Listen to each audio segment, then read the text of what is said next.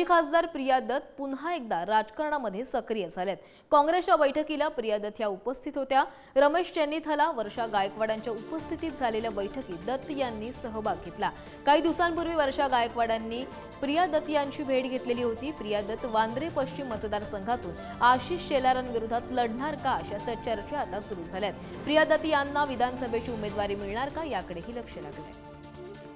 तर या संदर्भात अधिक माहिती देतात आमचे प्रतिनिधी अजय माने। अजय, प्रिया दत्त पुन्हा एकदा राजकारणामध्ये सक्रिय होताना दिसतात आणि जर त्या राजकारणामध्ये पुन्हा सक्रिय होत असतील तर त्या आशिष शेलारांविरुद्ध लढणार का, असाही देखील प्रश्न आहे। काय अधिकची माहिती आहे?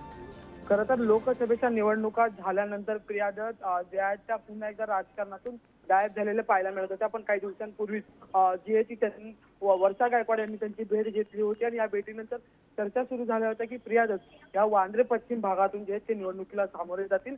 आणि आज सगळ्यात महत्त्वाचं म्हणजे की पश्चिम उपनगरातली एक बैठक जी ती पार पडली। या बैठकीला महाराष्ट्राचे प्रभारी रमेश चेन्नीथला यांची सुद्धा उपस्थिती होती आणि त्याच बैठकीच्या मंचावर जे ते प्रिया दत्त यांची सुद्धा उपस्थिती आपल्याला पाहायला आज मिळाली। धन्यवाद अजय, तुम्ही दिलेल्या सविस्तर माहितीसाठी।